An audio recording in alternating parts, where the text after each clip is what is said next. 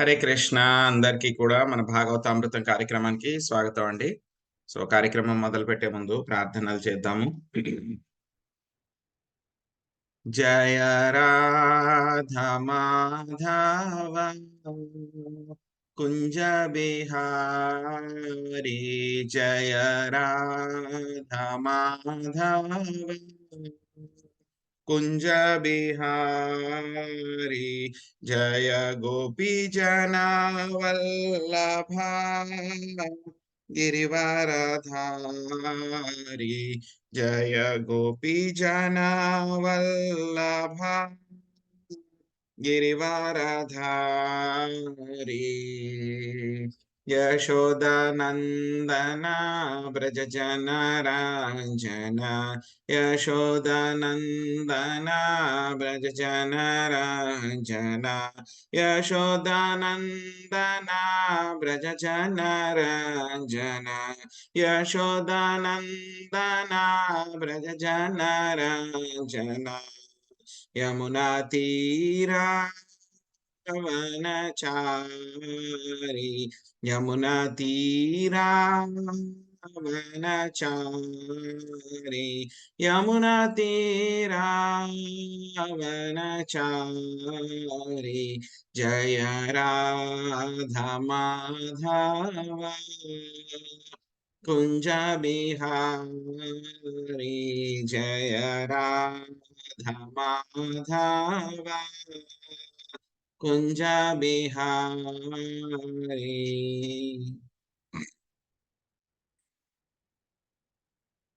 ओम नमो भगवते वासुदेवाय, ओम नमो भगवते वासुदेवाय, ओम नमो भगवते वासुदेवाय। नारायणं नमस्कृत्य नरं चैवं नरोत्तमं देवीं सरस्वतीं व्यासं ततो जयमुदीरयेत्।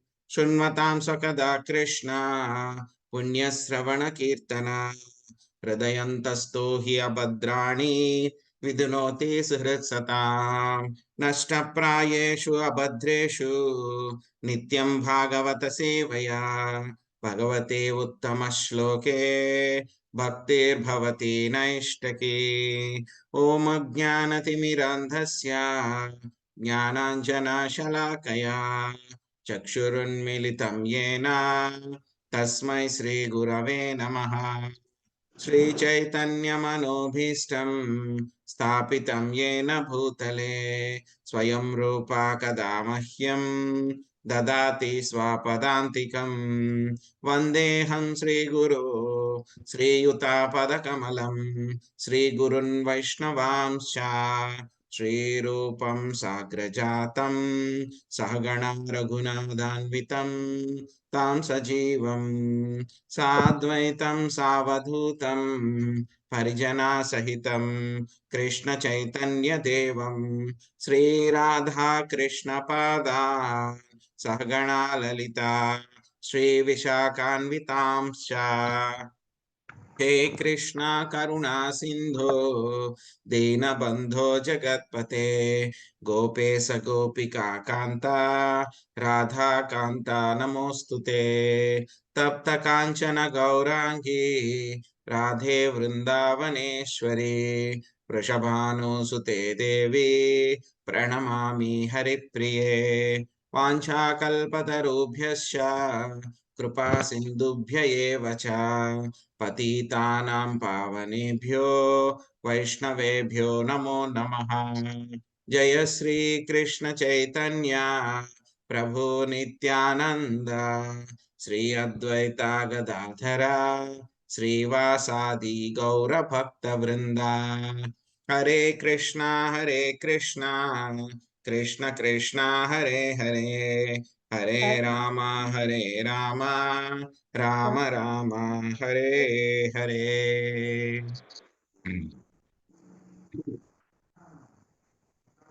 హరే కృష్ణ. అందరికీ కూడా మన శ్రీమద్ భాగవతామృత కార్యక్రమానికి స్వాగతం అండి. సో హరే కృష్ణ ప్రభుజీ, దండవత్ ప్రణామాలు. హరే కృష్ణ మాతాజీ, దండవత్ ప్రణామాలు. హరే కృష్ణ ప్రభుజీ, దండవత్ ప్రణామాలు. హరే కృష్ణ ప్రభుజీ, దండవత్ ప్రణామాలు.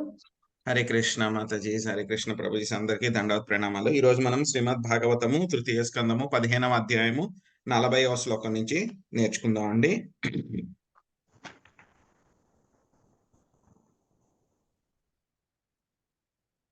ప్రీతాం సుఖే పృతునితం వినిస్ఫురంత్యా కాంచాలిభిర్విరుతయా వనమాలయా చ వల్గు ప్రకోష్టవలయం వినతాసు తాంసే విన్యస్తహస్తమితరేణ ధునానమబ్జం.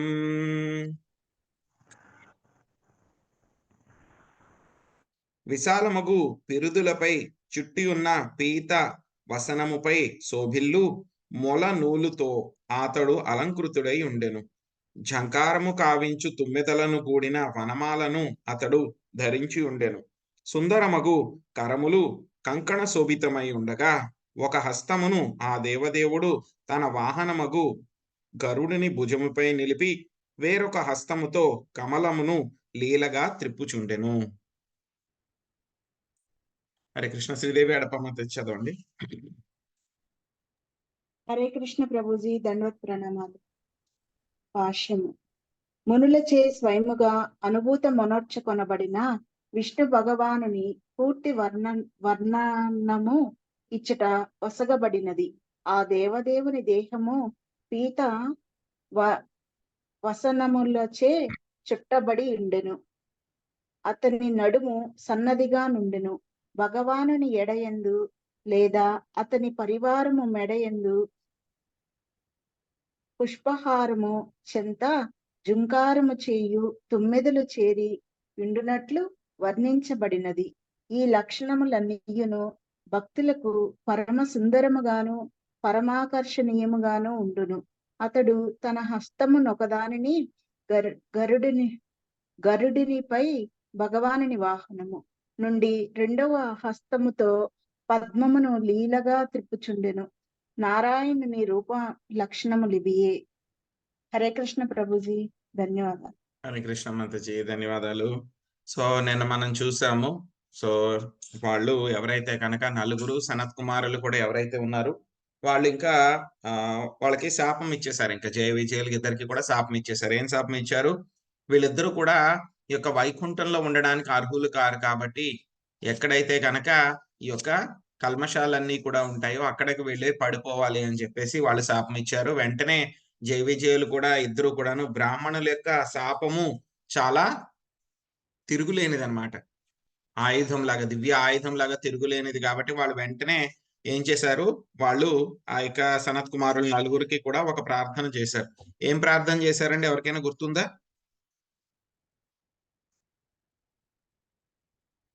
జయ విజయులు ఇద్దరు కూడాను సనత్ కుమారులకి ఏం ప్రార్థన?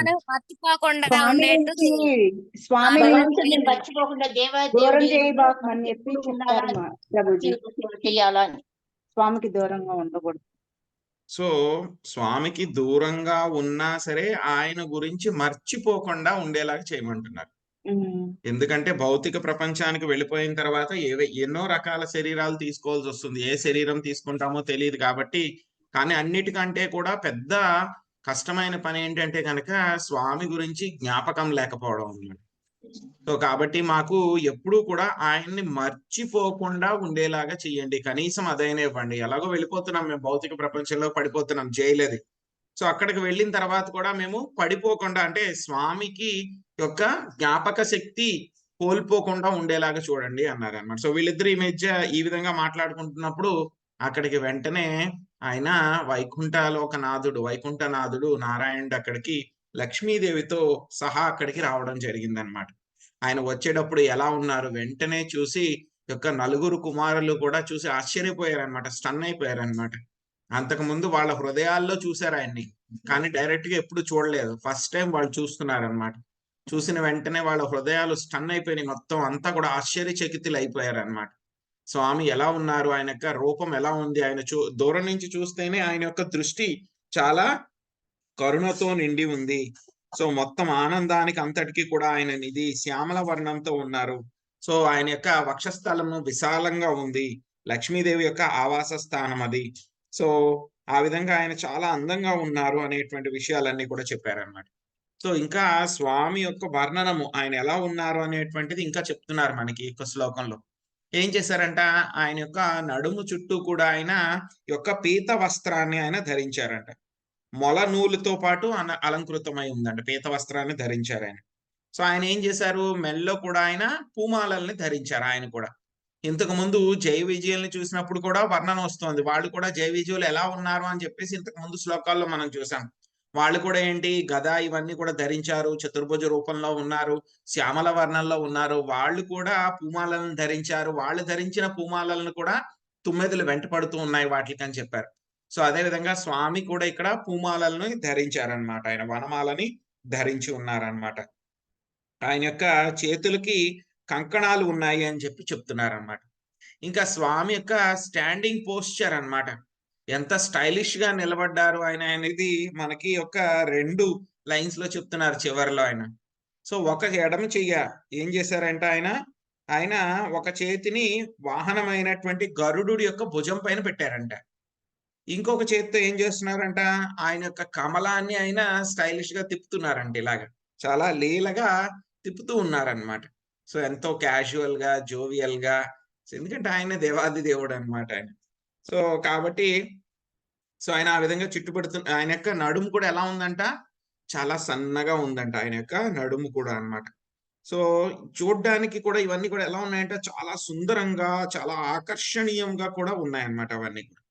సో నారాయణుడి యొక్క రూప లక్షణాలు ఇవే అని చెప్పి చెప్తున్నారు అన్నమాట. విద్యుత్ క్షిపన్మకర కుండల మండనార్హ గండస్థలోన్న సముఖం మణిమత్ కిరీటం దోర్దండ షండ వివరే హరతా పరార్ధ్య హరేణ కందర గతేన చ కౌస్తుభేన. మకర కుండలముల మెరుపుని సైతము తిరస్కరించుచున్నట్టివి శోభను ఇనుమడింపచేయు కపోలముతో అతని ముఖమండలము శోభిల్లుచుండెను. అతని నాసిక ఉన్నతముగా ఉండి శిరము మణిమయ కిరీటముచే అలంకృతమై ఉండెను. సుందరమగు కంఠాభరణము ఆ దేవదేవుని భుజ దండముల నడుమ వేలాడుచుండగా కంఠమున కౌస్తుభమణి విరాజిల్లుచుండెను. సో ఆయన ఏం పెట్టుకున్నారంటే, ఆయన యొక్క చెవులకి కుండలాలు పెట్టుకున్నారనమాట. Fish shark shaped ear rings అంటారనమాట. సో అవి ఆయన పెట్టుకున్నారు. అవి ఎలా ఉన్నాయంట, మెరుపు కంటే కూడా చాలా బ్రైట్ గా ఉన్నాయన్నమాట అవన్నీ కూడా. సో ఆయన యొక్క ముఖం అంతా కూడా వాటి వల్ల చాలా అందంగా శోభిల్లుతూ ఉంది. ఆయన యొక్క ముక్కు ఎలా ఉందంట, చాలా ఉన్నతంగా ఉండి మొత్తం ఆయన యొక్క తల మీద ఒక కిరీటం ఉందంట. ఆ కిరీటంలో కూడా చాలా ఎంతో విలువైనటువంటి మణులతో పొదగబడినటువంటి కిరీటాన్ని ఆయన పెట్టుకుని ఉన్నారనమాట. ఇంకా ఏమిటి, ఆయన యొక్క మెడలో అయితే కనుక చాలా అందమైనటువంటి కంఠాభరణాలన్నీ కూడా ఉన్నాయన్నమాట. సో అవన్నీ కూడా వేలాడుతున్నాయి. సో ఆయన యొక్క కంఠంలో కౌస్తుభమణి కూడా ఉందన్నమాట. అత్రో ప్రసృష్టమితి చోత్సర తమిందరాయ స్వానాం దియా విరచితం బహు సౌష్ఠవాడ్య మహ్యం భవస్య భవతాం చ భజంతమంగం నేముర్నిరీక్షణ న వితృప్త దృశో ముదాకై. నారాయణుని అనుపమాన సౌందర్యము భక్తుల మేధస్సుచే అనేక రెట్లు వృద్ధి కావింపబడి ఎంత ఆకర్షణీయమయ్యననగా అది లక్ష్మీదేవి సౌందర్య గర్వమును భంగపరచెను. ఓ దేవతలారా, ఆ విధముగా ప్రకటమైన దేవదేవుడు నాకు, శివునికి, మీరందరకు ఆరాధనీయుడై ఉన్నాడు. మునులు అతనిని తమ తృప్తి తీరని నయనములతో గౌరవించి ముదముతో పాద పద్మముల చెంత శిరములు వాల్చిరి. విజయలక్ష్మి మాతాజీ చదవండి. హరే కృష్ణ ప్రభుజీ, ధన్యవాద ప్రణాం. హరే కృష్ణ. భాష్యంపై శ్రీల ప్రభుపాదుల వారికి జై. నారాయణుని సౌందర్యము ఎంతటి సమ్మోహనాకారముగా నుండెనగా దానిని సంపూర్ణముగా వర్ణించుట సాధ్యము కానే కాదు. భగవానుని యొక్క ఆధ్యాత్మిక భౌతిక సృష్టులలో లక్ష్మీదేవి పరమ సౌందర్యవతిగా పరిగణింపబడును.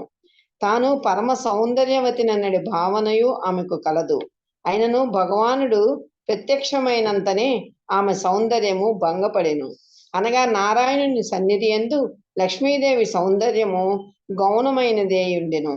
శ్రీకృష్ణ భగవానుని సౌందర్యం ఎంతటి సమ్మోహనాకారముగా అది లక్షలాది మన్మధులనే పరాజితులను చేయునని వైష్ణవ కవులు కీర్తించిరి.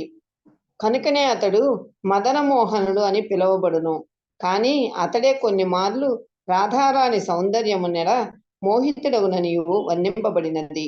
అటువంటి పరిస్థితుల్లో ఆ దేవదేవుని మదనదాహుడు లేదా రాధారాణి సౌందర్యముచే మోహితుడైన వాడు తాను మదన మోహనుడైనప్పటికీ అగునని కవులు వర్ణింతురు. వాస్తవమునకు నారాయణుని సౌందర్యము వైకుంఠమందలి లక్ష్మీదేవి సౌందర్యమును సైతము అతిశయించుచు పరమోత్కృష్టమై ఉండును. వైకుంఠలోకములందరి భక్తులు నారాయణుడే పరమ సౌందర్యవంతుడైనట్లుగా గాంతురు. కానీ గోకులమందలి కృష్ణలోకము భక్తులు మాత్రము రాధారాణి అయి శ్రీకృష్ణుని కన్నను పరమ సౌందర్యవతి అయినట్లు గాంతురు. భగవానుడు భక్తవత్సలుడైనందున భక్తులకు ముదమును గూర్చుకోరువాడు. బ్రహ్మ రుద్రాది దేవతల వంటి భక్తులకు మా ముదమును కలిగించుటకై ఆయా రూపమును ధరించుచుండును. ఇచ్చటను భగవానుడు సనకాది మునుల కొరకు అత్యంత సుందరమగు రూపమును దర్శనమొసగెను. అంతట వారు ఏ మాత్రము తనివి తీరక ఆ దేవదేవునే తదేకముగా గాంచుచు ఆ విధముగా మరింత అధికముగా గాంచగోరిరి. హరే కృష్ణ ప్రభు. ధన్యవాదములు. హరే కృష్ణ మాతాజీ, ధన్యవాదాలు. సో ఇక్కడ ఆయన నారాయణుడి యొక్క సౌందర్యాన్ని లక్ష్మీదేవి యొక్క సౌందర్యాన్ని కూడా కంపేర్ చేస్తున్నారన్నమాట. సో ఏం చెప్తున్నారు మనకి ఇక్కడ భాష్యంలోను అదే విధంగా శ్లోకంలో ఏం చెప్తున్నారు అంటే కనుక లక్ష్మీదేవి భౌతిక ఆధ్యాత్మిక ప్రపంచాలు రెండింటిలో కూడా ఆవిడ చాలా అత్యంత సౌందర్యవతి అన్నమాట. సో ఎప్పుడైతే కనుక క్షీరసాగర మదనం జరుగుతుందన్నమాట, జరిగినప్పుడు ఏమవుతుంది, అప్పుడు ఆ యొక్క క్షీరసాగరం నుంచి లక్ష్మీదేవి కూడా వస్తుంది అన్నమాట. వచ్చిన తర్వాత అక్కడ దేవతలు రాక్షసులు అందరూ కూడా ఆవిడని కూర్చోబెడతారు. కూర్చోబెట్టిన తర్వాత అంతకుముందు వచ్చినటువంటి వస్తువులు ఏవైతే ఉన్నాయి, గుర్రాలు కానీ ఏనుగులు కానీ లేకపోతే కనుక రకరకాల వస్తువులు ఏవైతే ఉన్నాయో వాటిని అందరూ కూడా పంచుకున్నారు. కొన్నేమో దేవతలు తీసుకుంటారు, కొన్నేమో రాక్షసులు తీసుకుంటారు అన్నమాట. కానీ ఎప్పుడైతే లక్ష్మీదేవి వచ్చిందో అందరూ కూడా అనుకుంటారు లక్ష్మీదేవి మాకు దొరికితే బాగుండు, మాకు దొరికితే బాగుండు అని అందరూ వెయిట్ చేస్తూ ఉంటారు. కానీ లక్ష్మీదేవి మాత్రం ఏం చేస్తుంది, అక్కడే విష్ణుమూర్తి ఉంటే కనుక ఆయన్నే ఆవిడ వరిస్తుంది అన్నమాట. సో ఏం చెప్తున్నారంటే కనుక ఇక్కడ ఆవిడ ఎంత అందంగా ఉన్నా సరే ఆయన యొక్క విష్ణుమూర్తి నారాయణుడి యొక్క సౌందర్యము లక్ష్మీదేవి యొక్క సౌందర్యము కూడా కంటే కూడా చాలా ఎక్కువగా ఉంది అని చెప్తున్నారు అన్నమాట. సో అందుకే మనకి బ్రహ్మ సంహితలో కూడా చెప్తారు, వేణుం క్వణంతమరవింద దళాయతాక్షం బర్హావతం సమసితాంబుద సుందరాంగం కందర్పకోటి కమనీయ విశేష శోభం గోవిందమాది పురుషం తమహం భజామి. ఏం చెప్తారు ఆయన? సో ఆయన కందర్ప కోటి కమనీయ విశేష శోభం. భౌతిక ప్రపంచంలో అయితే కనుక చాలా అందంగా ఉండేది ఎవరు అంటే కనుక మన్మధుడు అన్నమాట. సో ఆయన శ్రీకృష్ణ భగవానుడు ఎంత అందంగా ఉంటారు అంటే కనుక కొన్ని వందల మంది కందర్ప కొంత కోటి మంది మన్మధుల్ని తీసుకుని వచ్చి వాళ్ళందరినీ మిక్స్ చేసి అక్కడ పెట్టినా సరే కూడా ఆ శ్రీకృష్ణ భగవానుడి యొక్క అందము ముందు వాళ్ళందరూ కూడా దిగదొడిపోయారు అన్నమాట. సో అందుకే ఆయన ఏమంటారు, మదన మోహన అని చెప్పి పిలుస్తారన్నమాట. కానీ అటువంటి మదన మోహనుడైనటువంటి శ్రీకృష్ణ భగవానుడు కూడా శ్రీమతి రాధారాణి తోటి ఎంతో ఆకర్షితమవుతూ ఉంటాడనమాట ఆయన. సో ఎందుకంటే కనుక గోలోక బృందావనంలో ఉండేటువంటి వాళ్ళు అదేవిధంగా బృందావనంలో ఉండేటువంటి వాళ్ళు అందరూ కూడా చూస్తే కనుక కృష్ణుడి కంటే కూడా రాధారాణి ఇంకా అందంగా ఉంది అని చెప్పని వాళ్ళు అంటారంట. సో అటువంటి శ్రీకృష్ణ భగవానుడు కూడా రాధారాణి పట్ల ఎంతో ఆయన ఆకర్షితుడై ఉంటారనమాట ఆయన. సో అందుకే ఆవిడ ఏమంటారు, మదన మోహన, కృష్ణుని ఏమంటారు మదన మోహన అంటారు. మరి రాధారాణిని ఏమంటారు, మదన మోహన మోహిని అంటారు అన్నమాట. సో ఆ యొక్క మదన మోహనుణ్ణి కూడా మోహించినటువంటి ఆవిడ అనమాట. బట్ లక్ష్మీదేవి యొక్క అందం చూస్తే కనుక ఇక్కడ ఆ విష్ణుమూర్తి యొక్క అందం కంటే కూడా తక్కువగా ఉంటుంది అని చెప్పి చెప్తున్నారనమాట. సో ఆ విధంగా అంత అందంగా, ఎందుకంటే ఇక్కడ శ్లోకాల్లో కూడా కొంతవరకునే వాళ్ళు వర్ణించగలిగారు అనమాట. అంతకన్నా ఎక్కువ వర్ణించలేదు అనమాట, ఎవరు కూడా వర్ణించలేరు అనమాట ఇంకా. సో ఏదైనా చాలా అందంగా ఉన్న వస్తువుతోటి పోల్చాలి అని అంటే గనక మనందరికీ కూడా కనపడేది భౌతిక ప్రపంచంలో చాలా అందంగా ఉండేది ఏమిటి అంటే గనక కమల పువ్వు అనమాట. చాలా డెలికేట్ గా ఉండి చాలా అందంగా ఉండేది ఏంటంటే కనుక బాగా అందం, ఎక్సలెంట్, బాగా అందం అంటే కనుక కమల పువ్వు అనమాట. సో కాబట్టి ఆ శ్రీకృష్ణ భగవానుడి యొక్క కళ్ళు గాని, ఆయన యొక్క చేతులు గాని, పాదాలు గాని అన్నింటినీ కూడా ఏం చేస్తారు, ఆ యొక్క కలువ పువ్వులతోటి, కమల పువ్వులతోటి కంపేర్ చేస్తారనమాట. కానీ ఎప్పుడైతే గనక శ్రీకృష్ణ భగవానుడిని చూస్తే గనక ఆ కలవ పువ్వులతో కంపేర్ చేశారు ఏదో మనకు అర్థం అవ్వడానికి, కమలాలతోటి కంపేర్ చేశారు మనకు అర్థం అవడానికి. కానీ ఆ కమలాలు కూడా శ్రీకృష్ణ భగవానుడి యొక్క నిజ రూపం ముందు ఎందుకు పనికిరావు అని చెప్పి తెలుస్తుంది. కానీ మనకి తెలిసినటువంటి ఎక్కువగా అందంగా ఉన్న దాంతో పోల్చాలి కాబట్టి ఆ యొక్క కమలాలతోటి పోలుస్తారనమాట అక్కడ. సో అందుకే ఆయనకి ఏమంటారు, పద్మనయన అంటారు. అదే విధంగా ఆయనకి కమలాలు, ఆయన యొక్క పాదాలని కూడా పాద పద్మాలు అని అంటారు. అందుకే అంటారనమాట ఆ విధంగా. సో ఎప్పుడైతే వీళ్ళ స్వామిని ఆ విధంగా చూశారో వెంటనే యొక్క మునులు ఎవరైతే ఉన్నారో, నలుగురు మునులు ఎవరైతే ఉన్నారో వాళ్ళు ఏం చేశారు, తృప్తి తీరలేదంట వాళ్ళ యొక్క కళ్ళతోటి ఆయన చూసిన తర్వాత. సో ఎంతో సంతోషంతో ఆయన యొక్క పాదాల దగ్గర వాళ్ళు వాళ్ళ యొక్క శిరస్సుల్ని వంచి నమస్కరించారంట. సో అప్పుడు వెంటనే ఒక పెద్ద మ్యాజిక్ జరుగుతుంది అనమాట. సో అదేంటి అనేది మనం ఇప్పుడు చూద్దాం. తస్యారవిందనయనస్య పదారవింద. హరే కృష్ణ. అందరూ కూడా రిపీట్ చేయండి, చాలా మంచి శ్లోకం ఇది, చాలా ముఖ్యమైనటువంటిది. తస్యారవింద నయనస్య పదారవింద తస్యారవింద నయనస్య పదారవింద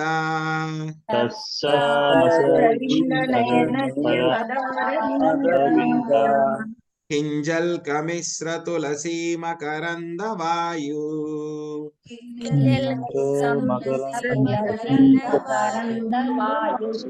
కింజల్కమిశ్ర తులసీ మకరంద వాయు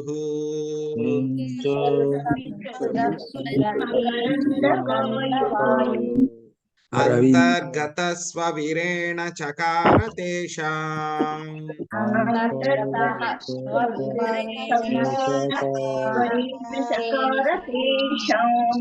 అంతర్గత స్వవివరేణ చకార తేషాం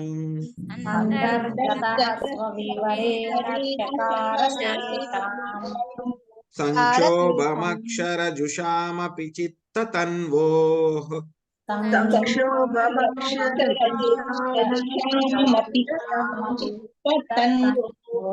సంక్షోభమక్షరజుషామపి చిత్తతన్వోః.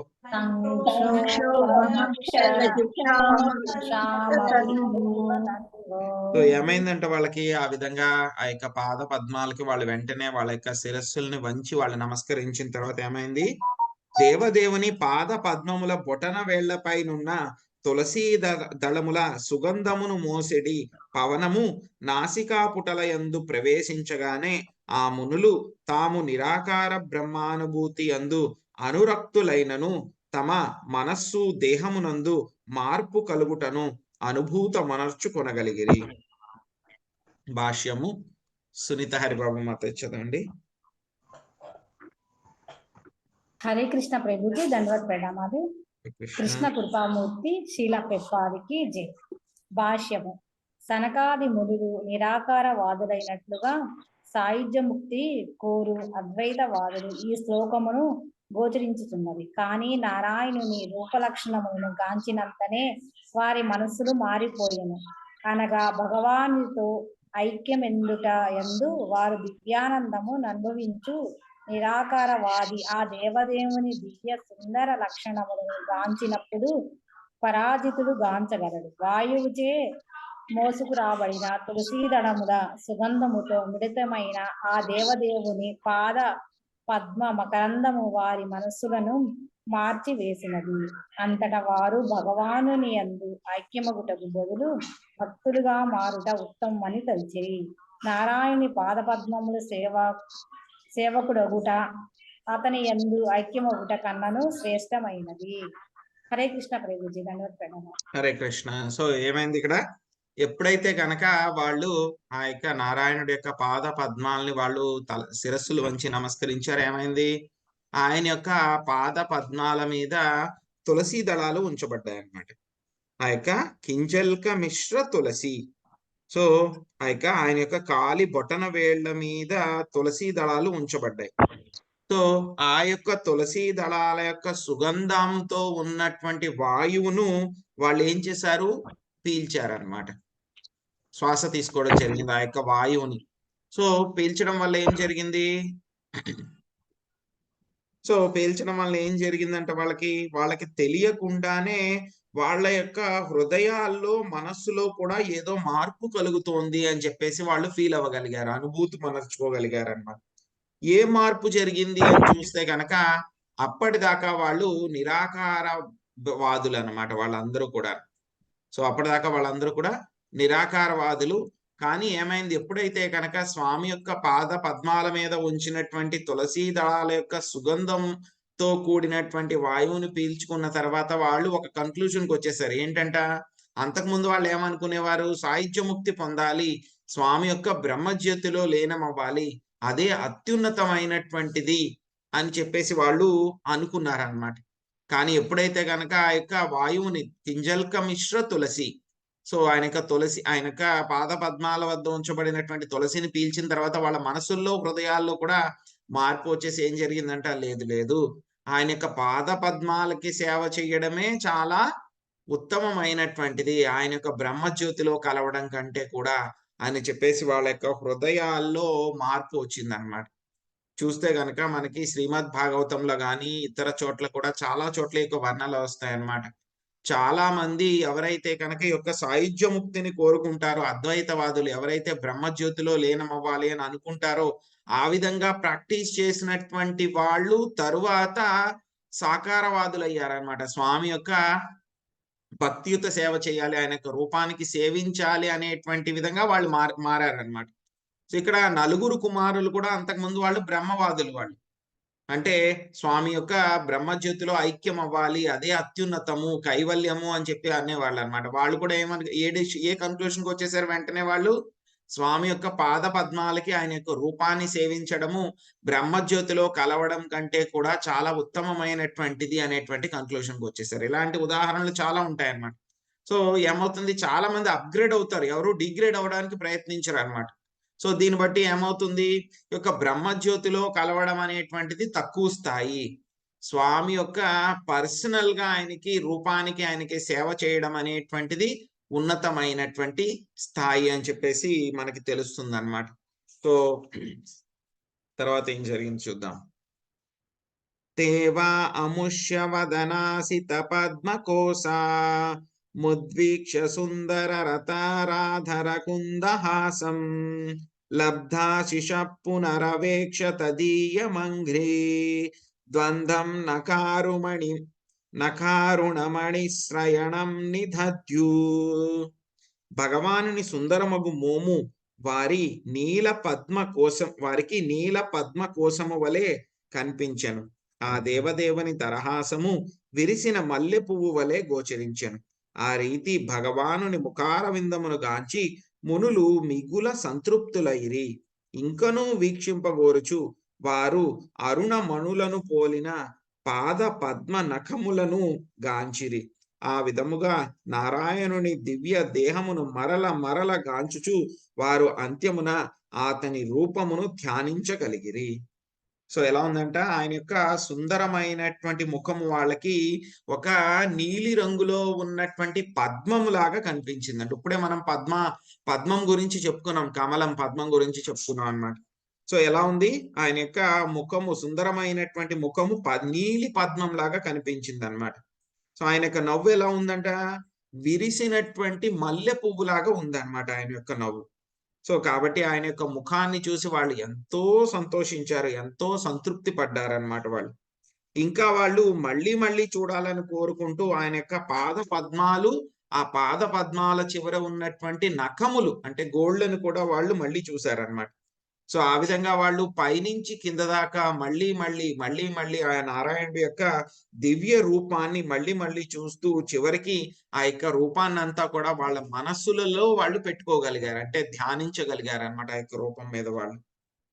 పుంసాం గతిం మృగయతామిహ యోగ మార్గై ధ్యానాస్పదం బహుమతం నయనాభిరామం పౌష్ణం దర్శయానమనన్య సిద్ధై రౌత్పత్తికై సమగృణన్యతమష్టభోగై. యోగ మార్గమును అనుసరించు వారలచే ధ్యానింపబడు భగవానుని రూపమిదియే. ధ్యానమునందు యోగులకు ఇది పరమానందదాయకముగా నుండును. మహాయోగులచే నిరూపితమైనట్టి ఇది సత్యమే గాని ఊహాత్మకము కాదు. భగవానుడు అష్టసిద్ధి పూర్ణుడు. ఆ సిద్ధులను పూర్ణముగా సాధించుట అన్యులకు సాధ్యము కాదు. శశికళ మాతాజీ చదవండి. శశికళ మాతాజీ మీరు 2 పారాగ్రాఫ్లు చదవండి మాతాజీ. తర్వాత 2 పారాగ్రాఫ్లు రత్నకుమారి మాతాజీ మీరు చదవండి. తర్వాత ఇంకా ఉంది, చాలా పెద్ద భాష ఉంది, అక్కడ చదవండి మాతాజీ, తర్వాత చెప్తాను. అలాగే ప్రభుపాదులు వారికి జై. యోగ విధానపు విజయము ఇచ్చట చక్కగా వర్ణింపబడినది. యోగ మార్గమును అనుసరించి వారులకు చతుర్భుజ నారాయణ రూపమే ధ్యాన లక్ష్యమని ప్రత్యేకించి పేర్కొనబడినది.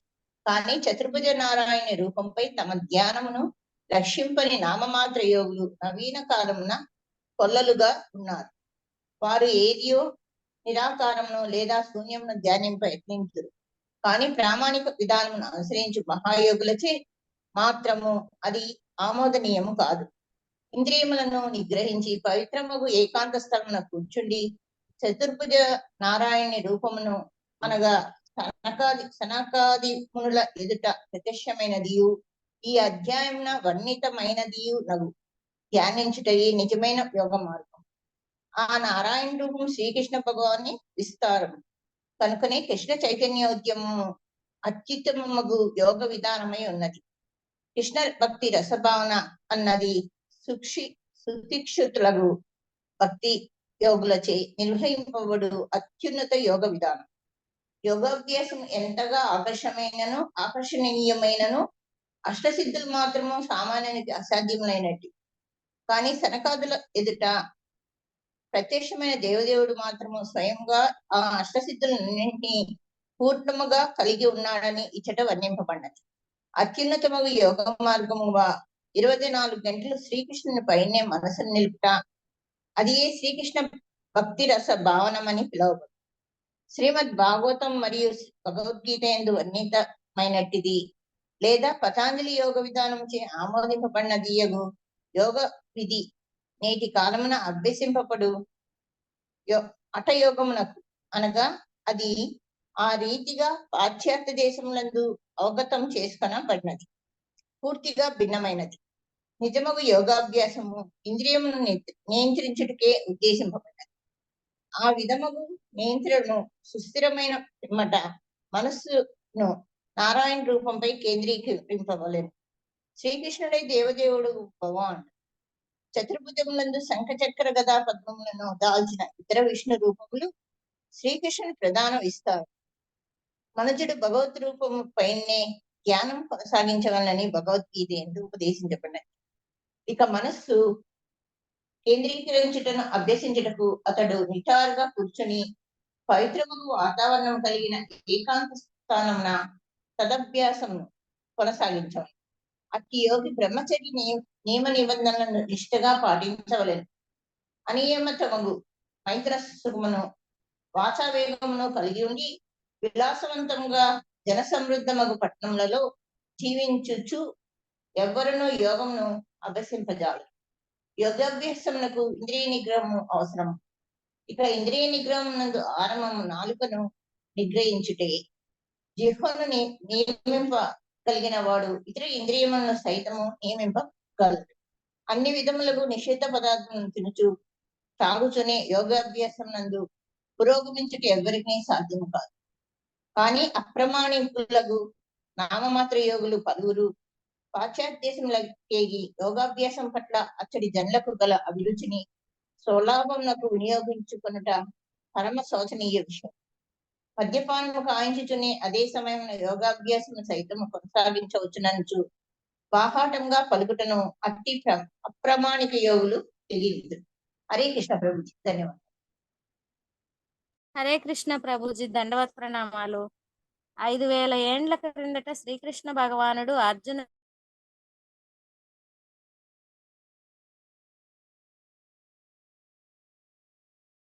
మ్యూట్ అయినారు మాతాజీ, వినపడడం లేదు. ఓకే వినిపించడం లేదు. మాతాజీ ఒక్క నిమిషం. Okay, so Prabhuji Hare Krishna. హరే కృష్ణ చెప్పండి మాతాజీ, ఒక్క నిమిషం మళ్ళీ చదువు తిరిగా నేను చెప్తా. ఓకే ఓకే ప్రభు. సో ఇక్కడ మనకి ఈ యొక్క యోగాభ్యాసం గురించి ఈ యొక్క శ్లోకంలో మొత్తం శ్రీల ప్రభుపాదుల వారు మొత్తం యోగాభ్యాసం ఏమిటి, నిజమైనటువంటి యోగం ఏమిటి, నిజమైనటువంటి యోగం చేసే వాళ్ళు ఏం చేస్తారు అనేటువంటి విషయాలు అన్ని కూడా మనకి చాలా డీటెయిల్ గా చెప్తున్నారు అనమాట మనకి. సో ఈ యొక్క 45వ శ్లోకం యొక్క భాష్యం తెలుసుకుంటే చాలు, ఏ విధంగా భక్తి యోగం అనేటువంటిది ఎంత ఉత్తమమైనటువంటిది, అదే విధంగా ఈ యొక్క భక్తి యోగాన్ని చేస్తే కనుక ఇంకా వేరే యోగాలు ఏమి కూడా చేయవలసినటువంటి అవసరం లేదు అనేటువంటి విషయాలు చాలా తేట తెల్లంగా చెప్పారనమాట. సో మనకి చూస్తే కనుక ఎవరైనా యోగం చేసేటువంటి వాళ్ళు, ధ్యానం చేసేటువంటి వాళ్ళు, చాలా మంది మెడిటేషన్ చేస్తూ ఉంటారు. ఈ యొక్క మెడిటేషన్ చేసే వాళ్ళందరినీ కూడా ఎవరి మీద ధ్యానం చేయాలి అంటే కనుక ఒక్కొక్కళ్ళు ఒక్కొక్కలాగా చెప్తారనమాట. కొంతమంది ఏమంటారు, శూన్యం మీద ధ్యానం చేయాలి డాట్, లేకపోతే కనుక ఏమంటారు, గోడ మీద మీరు ఒక చుక్క పెట్టుకోండి, ఆ చుక్కను చూస్తూ మీరు ధ్యానం చేయాలి అని చెప్తారు. కొంతమంది ఏం చెప్తారు, మీరు ఓం పెట్టుకోండి, ఓం అనుకుంటూ మీరు ఓం మీద ధ్యానం చేయండి అని చెప్తారు.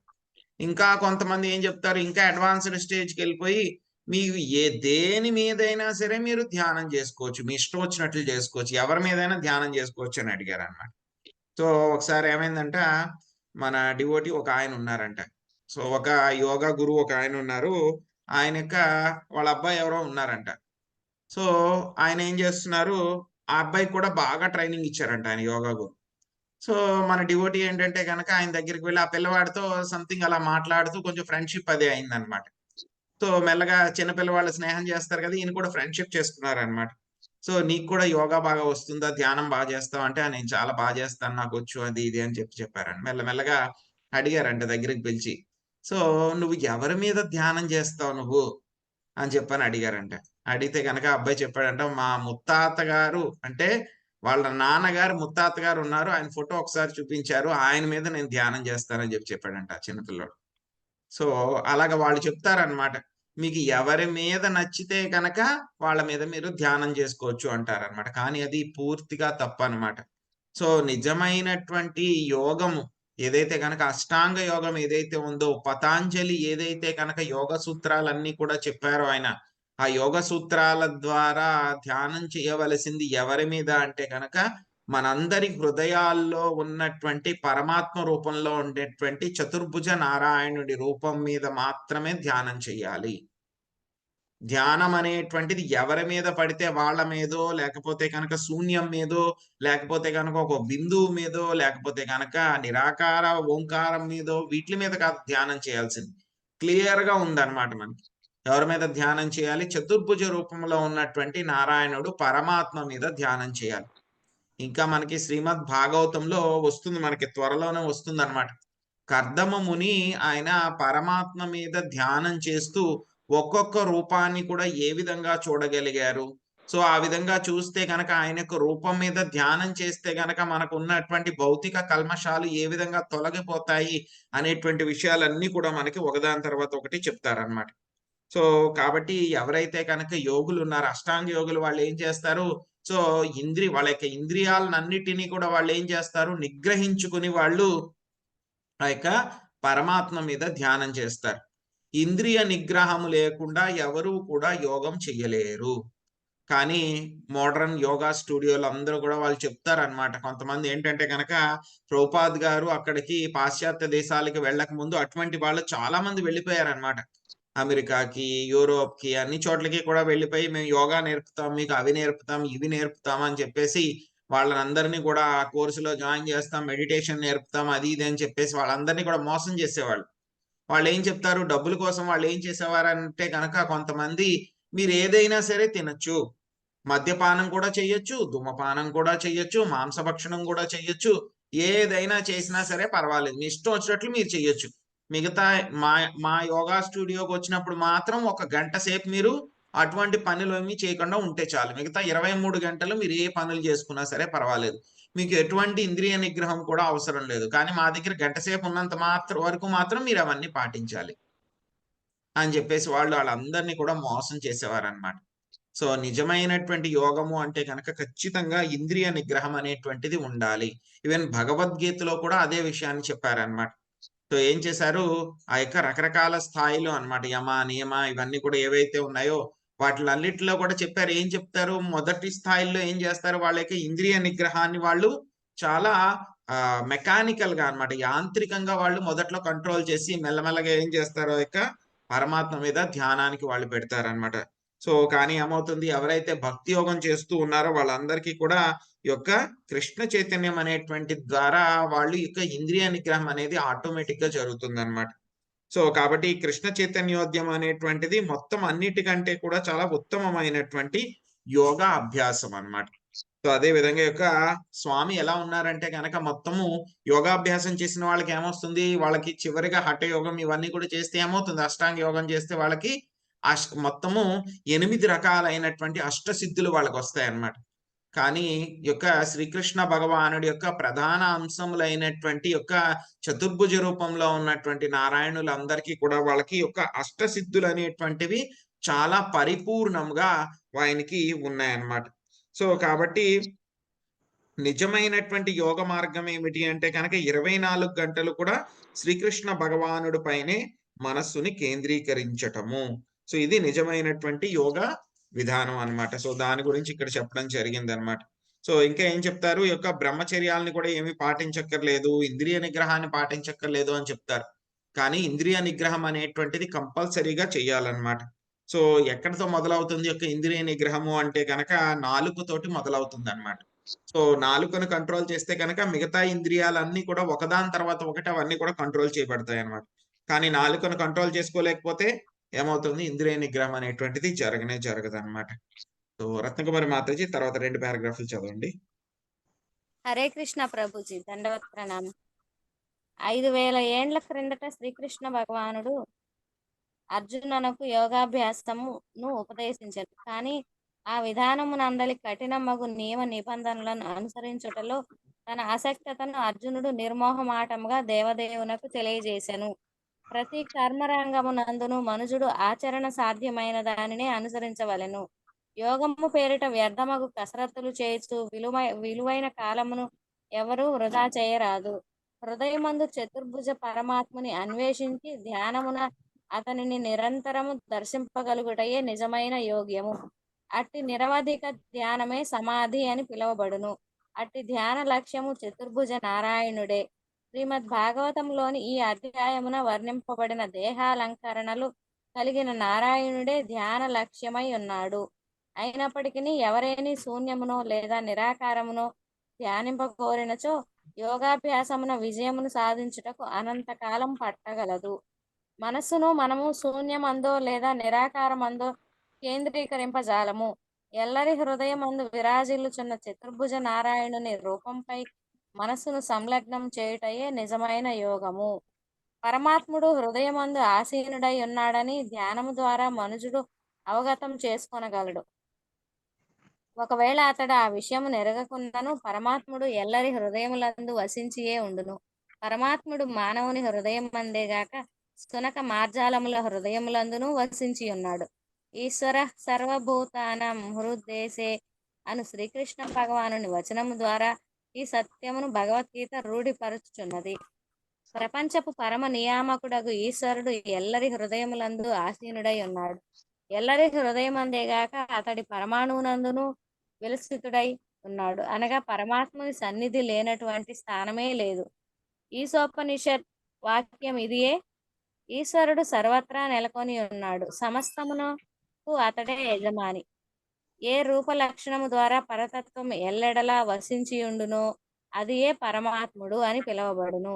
ఆత్మ అనగా వ్యక్తిగత ఆత్మను సూచించగా, పరమాత్ముడు అనునది వ్యక్తిగత విభు ఆత్మను సూచించును. ఇరువురును వ్యక్తిగతులే. ఈ రెండింటి నడుమ భేదమేమనగా, వ్యక్తిగత ఆత్మ కేవలం ఒక దేహమునకే పరిమితమై ఉండగా, పరమాత్ముడు సర్వత్రా నెలకొని ఉండును. ఈ సందర్భమున సూర్యుని ఉపమానం చక్కగా పొసగగలదు. ఒక వ్యక్తి ఒక సమయమున ఒకే స్థానమున నిలిచి ఉండగలడు, కానీ వ్యక్తిగతుడే అయినను సూర్యుడు మాత్రం ప్రతి ఒక్క వ్యక్తి నడినెత్తిన నిలిచి ఉండగలడు. ఈ విషయం భగవద్గీత యందు వివరింపబడినది. కనుక జీవుల గుణములు అన్నీయును పరమాత్ముని గుణములతో సహా సమానమే అయినను పరమాత్ముడు మాత్రం పరిమాణ రీత్యా విస్తార శక్తి వ్యక్తిగతాత్మకు భిన్నుడై ఉన్నాడు. పరమాత్ముడు కోట్లాది రూపములలోనికి విస్తరించగలిగి ఉండగా వ్యక్తిగత ఆత్మ ఆ రీతి కావింపలేదు. Hare Krishna. Thank you Prabhuji. దండవత్ ప్రణాం Prabhuji. Hare Krishna మాతజీ, thank you.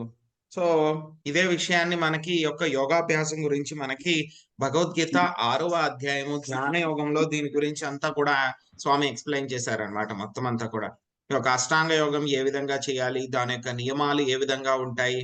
So యోగి అనేటువంటి వాడు మరీ ఎక్కువ ఆహారం తీసుకోకూడదు, అలాగని చెప్పి తక్కువ ఆహారం తీసుకోకూడదు, ఎక్కువసేపు నిద్రపోకూడదు, తక్కువగాను నిద్రపోకూడదు. సో అతని యొక్క ఆసనం ఎలా ఉండాలి, మరీ ఎత్తుగాను ఉండకూడదు, మరీ తక్కువగాను ఉండకూడదు. సో ఆయన ఏం చేయాలి, ఒక జింక చర్మాన్ని పెట్టుకుని దాని మీద దర్భలను పెట్టుకొని ఆయన దాని మీద కూర్చోవాలి. కూర్చున్న తర్వాత ఎలాగా చాలా నిటారుగా ఉండాలి. ఆయన కళ్ళను కూడా ఎలాగా పూర్తిగా ముయ్యకూడదు, పూర్తిగా తెరిచి కూడా ఉంచకూడదు.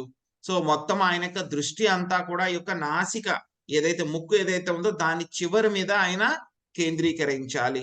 సో ఆ విధంగా ఒక సరైనటువంటి యోగా పద్ధతిలో కూర్చున్నటువంటి వ్యక్తి ఆ యొక్క పరమాత్ముడి మీద ధ్యానం చేయాలి. సో ధ్యానం చేయడము అంటే కనుక మనస్సుని పూర్తిగా నియంత్రించాలి. సో ఆ యొక్క మనసు ఎక్కడెక్కడికో వెళ్ళిపోతున్నా సరే ప్రతిసారి కూడా ఆ యొక్క మనసును మళ్ళీ వెనక్కి తీసుకుని రావాలి. సో ఆ విధంగా మనసు యొక్క నియంత్రణ అంతా కూడా పూర్తి చేసుకున్న తర్వాత మెల్లగా ఆ యొక్క శ్వాస మీద ఆయన యొక్క దృష్టి పెట్టాలి.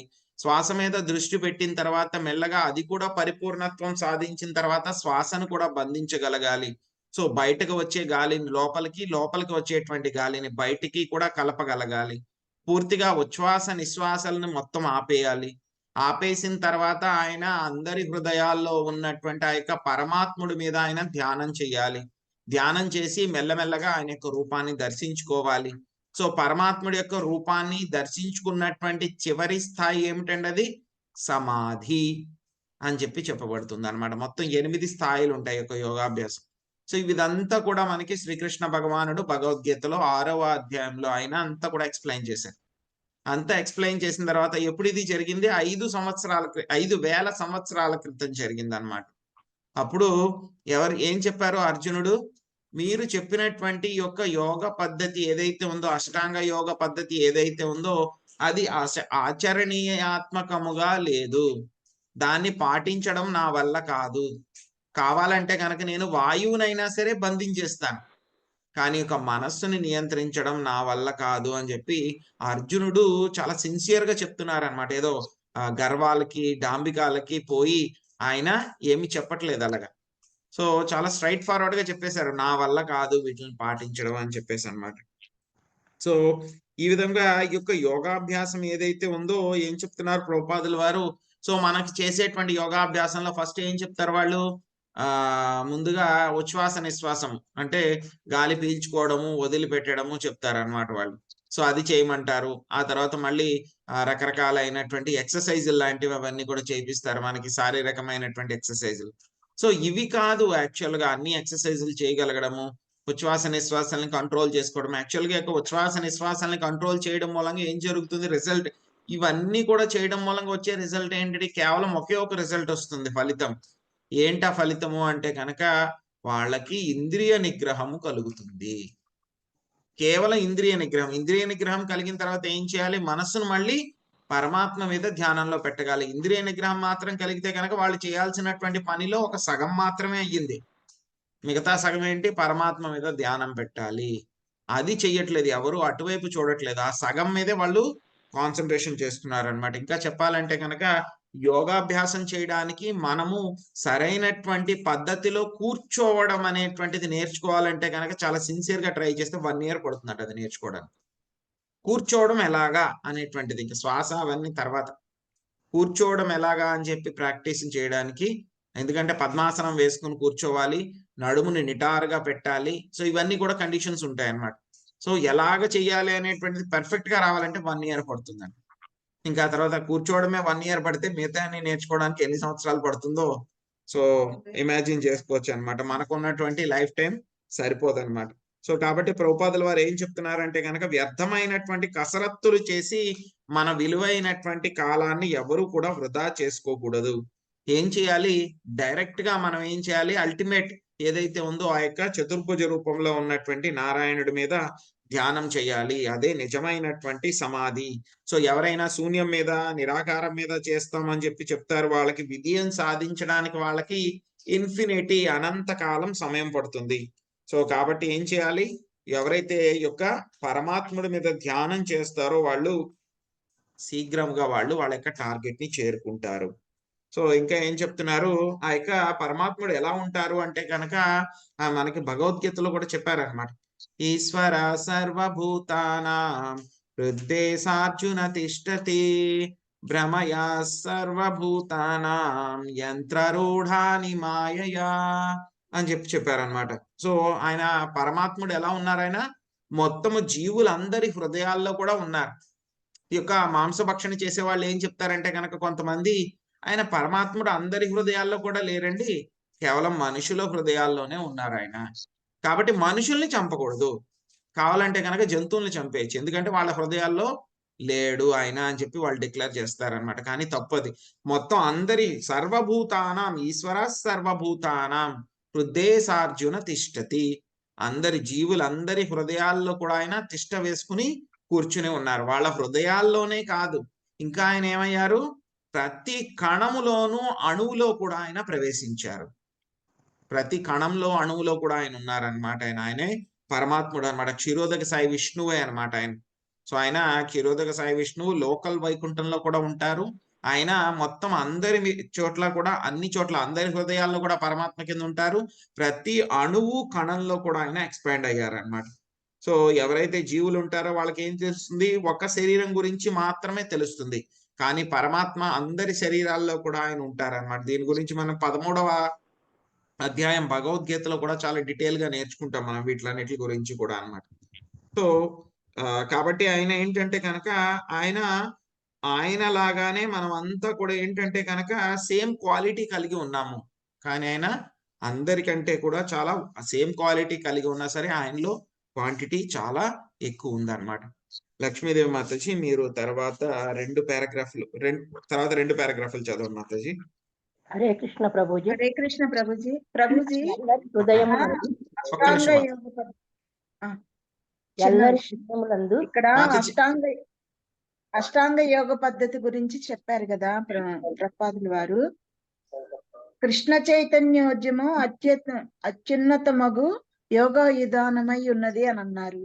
అంటే కృష్ణ చైతన్యోద్యమం అంటే ఏంటి ప్రభుజీ, ఏం చేయాలి యోగ విధానం అంటే? కృష్ణ చైతన్యోద్యమం అంటే కనుక కృష్ణ కాన్షియస్నెస్ మనందరం పాటించేదే భక్తి యోగమే కృష్ణ చైతన్య ఉద్యమము. భక్తి యోగం అనేటువంటిది అదే మనకు చెప్పారు కదండి భగవద్గీతలో, మనకి 6వ అధ్యాయంలో స్వామి అదే చెప్పారు మనకి. మొత్తము యోగులందరిలో కూడా అత్యున్నతమైనటువంటి యోగి ఎవరు, భక్తి యోగి అని చెప్పి స్వామి మనకి కన్క్లూడ్ చేశారు మనకి 6వ అధ్యాయం చివరిలో. హరే కృష్ణ ప్రభుజీ. హృదయములందు ఆసీనుడై ఉన్నందున పరమాత్ముడు వారి భూత భవిష్యత్ వర్తమాన కర్మలకు సాక్షిగా వర్తించును. పరమాత్ముడు స్నేహితునిగాను సాక్షిగాను ఆత్మతో కలిసి వర్ణింపబడినాడు. మిత్రుని రూపమున ఆ పరమాత్ముడు తన మిత్రుని వ్యక్తిగత ఆత్మము భగవద్ధామమునకు గొనిపోవ సర్వదా ఆతృతను కలిగి ఉండును. సాక్షిగా అతడు సర్వ వరదాయకుడై ఉన్నాడు. ప్రతి ఒక్కరికి అతడు కర్మఫలములను నొసుకొచ్చుండును. ఈ భౌతిక జగమందు జీవాత్మ దేనిని భావింపగోరునో దానిని సాధించుటకు సమస్త సౌకర్యములను అతడు వసగును. భౌతిక జగముపై ఆధిపత్యము చెలాయించవలెనని జీవుని స్వభావమునకు కలిగేది ప్రతిఫలమే కష్ట పరంపర. కనుకనే నిత్యానందము మరియు జ్ఞానపూర్ణమగు నిత్య జీవనము కొరకు సమస్త ఇతర కలాపములను త్యజించి తననే శరణు పొందమని భగవానుడు తన మిత్రుడగు జీవాత్మకు, అతడు భగవానుని సంతానం కూడా, ఉపదేశించును. భగవద్గీత పరమ ప్రామాణికమైనది మరియు అనేక విధములకు యోగముల విషయమున విస్తారముగా పఠింపబడినది యొక్క చరమ ఉద్దేశం ఇదే. ఆ విధముగా భగవద్గీత యొక్క చరమ వాక్యమును పరిపూర్ణ యోగమునందు చరమపదమై ఉన్నది. కృష్ణ భక్తి భావన యందు సదా సంలగ్నమయ్యుండు వాడే అత్యుత్తమ యోగి అని భగవద్గీత యందు తెలుపబడినది. ఇక కృష్ణ భక్తి భావన అనగానేమి? వ్యక్తిగత ఆత్మ తన చైతన్యం ద్వారా దేహమంతైను నిలిచి ఉన్నట్లుగా పరమాత్ముడును పరమ చైతన్యం ద్వారా సృష్టి అందంతటను నిలిచి ఉన్నాడు. ఈ పరమ చైతన్య శక్తినే జీవాత్మ, పరమ చైతన్యము కలిగినది, అనుకరించుచుండును. నా దేహమందు ఏమి జరుగుతున్నదో మాత్రమే నేనెరుగగలను, కానీ ఇతరుల దేహమందు జరుగు దానిని ఎరుగ చాలను. నా దేహమందు అంతటను నేను చైతన్య రూపమున విరాజిల్లుచున్నాను, కానీ నా చైతన్యము వేరొకరి దేహమున ఉండజాలదు. కానీ ఎల్లెడల మరియు ఎల్లరి యందు నిలిచి ఉన్నందున పరమాత్ముడు ఎల్లరి అస్తిత్వమును ఎరిగియుండును. కనుకనే ఆత్మ పరమాత్మ ఒకటేననేది సిద్ధాంతము ఆమోదయోగ్యం కాదు. ప్రామాణికమగు వేద వాంగ్మయముచే అది ధృవపరచబడుటయే అందులకు గల కారణం. జీవాత్మ యొక్క చైతన్యము పరమ చైతన్యం నందు వర్తింపజాలదు. అయినను వ్యక్తిగత చైతన్యమును ఈశ్వర చైతన్యముతో ఏకీభూతము కావించినప్పుడు ఈ పరమ చైతన్యము లభ్యము కాగలదు. ఆ విధముగా ఏకీభూతము కావించడి విధానమే శరణాగతి లేదా కృష్ణ భక్తి భావన అని పిలువబడును. అది ఆదియందు అర్జునుడు తన సోదరులు మరియు బంధువులతో యుద్ధము చేయగోరలేదని గీతోపదేశం నుండి మనం స్పష్టముగా నెరిగి ఉన్నాము. కానీ గీతావగాహనము పిమ్మట అతడు తన చైతన్యమును శ్రీకృష్ణ భగవానుని పరమ చైతన్యముతో ఏకీభూతము కావించను. అంతటా అతడు కృష్ణ భక్తి రసభావితుడయ్యను. హరే కృష్ణ ప్రభుజీ, ధన్యవాదములు. హరే కృష్ణ. సుంకలక్ష్మి మాతాజీ, మీరు తర్వాత 2 పారాగ్రాఫ్లు చదవండి.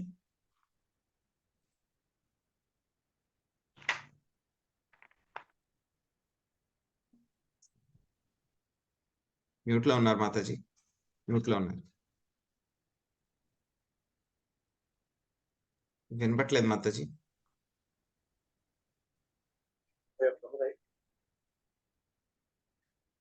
మీ మాట వినపట్లేదు మాతాజీ.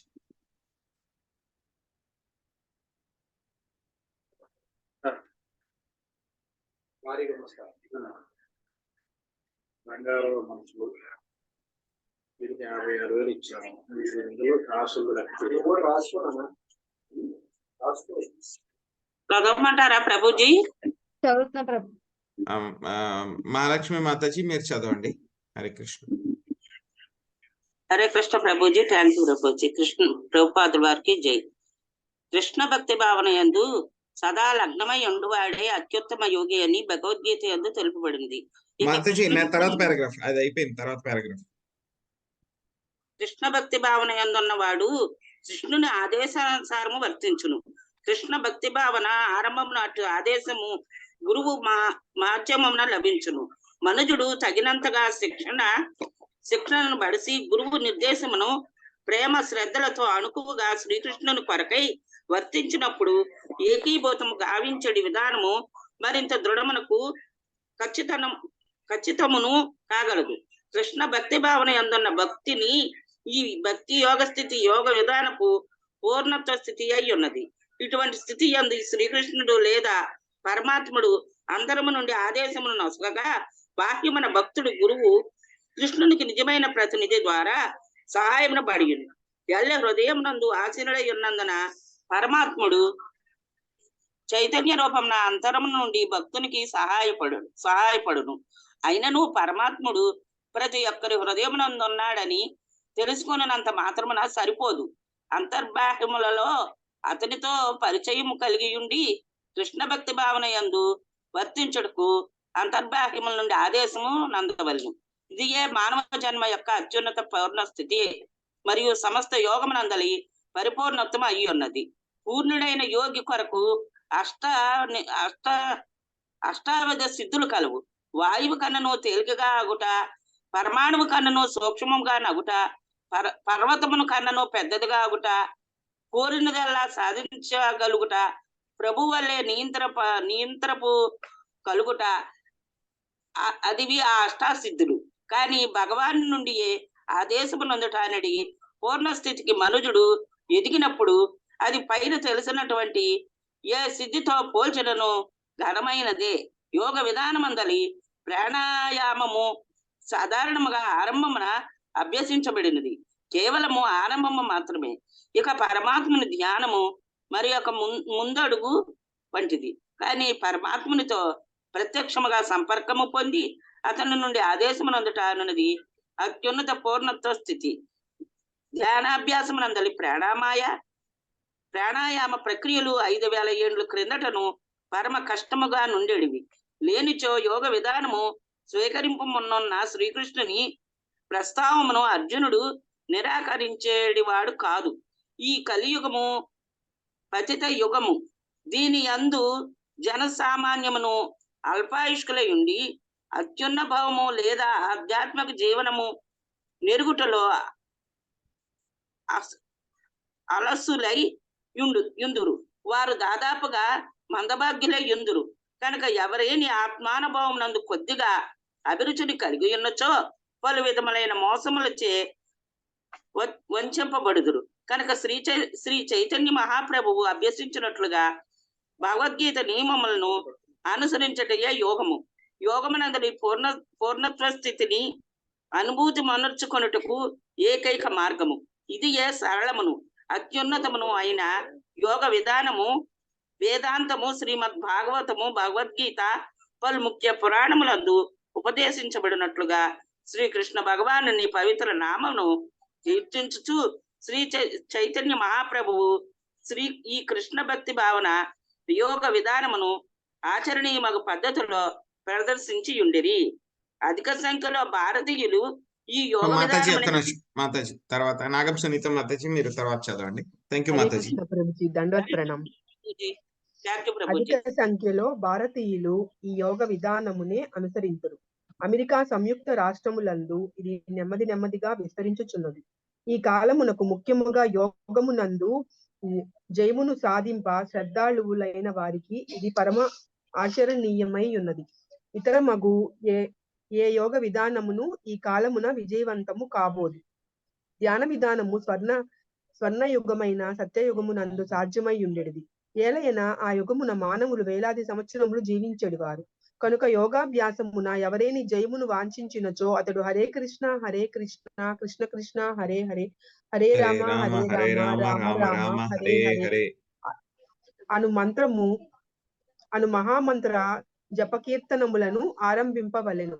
అంతటా అతడు తాను వికాసము నొందుచున్నట్లుగా స్వయము అనుభూతిని పడియగలడు. ఈ కృష్ణ భక్తి భావన అభ్యాసము భగవద్గీత యందు రాజవిద్యగా తెలుపబడినది. పరమ ఉదాత్తమగు ఈ భక్తి యోగ విధానమును చేపట్టిన వారలు దివ్యమగు కృష్ణ సేవలో భక్తి యోగమును నిర్వహించువారు. దాని సులభతర సుఖమయ నిర్వహణము కొరకు ప్రమాణమును కూర్చగలరు. 43వ శ్లోకమున ఇదివరకే వివరింపబడినట్లు సనక సనాతన సనందన సనత్కుమారులనడి 9 మునులు నారాయణుని రూప లక్షణముల చేతను అతని పాద పద్మ రజ దివ్య సుగంధము చేతను ఆకర్షితులైరి. చదవమంటారు లాస్ట్ చదవండి మాతాజీ. యోగ విధానమున ఇంద్రియ నిగ్రహము పరమావశ్యకము. ఇక భక్తి యోగం అనున్నది కృష్ణ భక్తి భావన ఇంద్రియముల పవిత్రీకరణ విధానమే. ఇంద్రియములు పవిత్రములైనప్పుడు అప్రయత్నముగానే అవి నియంత్రింపబడును. కృత్రిమ విధానముల ద్వారా ఎవరును ఇంద్రియ కలాపములను నిరోధింపజాలరు. కానీ ఇంద్రియములను భగవత్ సేవలో నియోగించుట ద్వారా పవిత్రీకరించినచో అవి వ్యర్థ కలాపముల నుండి నిగ్రహింపబడుటయే గాక భగవానుని దివ్య సేవ యందు నెలకొనగలవు. సనక సనాతన సనందన సంతకుమారులు దానినే వాంఛించిరి. కనుక కృష్ణ భక్తి రసభావన అనున్నది కాల్పనిక మనస్సు యొక్క అక్రమ కల్పన ఏమాత్రము కాదు. భగవద్గీత 9.34 యందు మన్మనాభవ మద్భక్తో మధ్యాజీమాం నమస్కురు అనుచు ఆదేశింపబడిన విధానమే అది. Hare Krishna Prabhuji. Thank you Prabhuji. Hare Krishna. Thank you Mataji. So ఏం చెప్తున్నారు ఇక్కడ?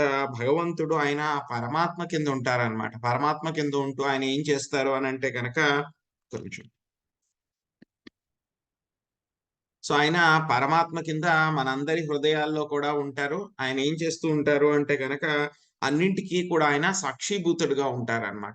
రెండు రకాలైనటువంటి పనులు చేస్తారు. మొత్తం జీవులందరి హృదయాల్లో కూడా ఉన్నటువంటి పరమాత్మ జనరల్ గా కామన్ గా రెండు రకాల పనులు చేస్తారు.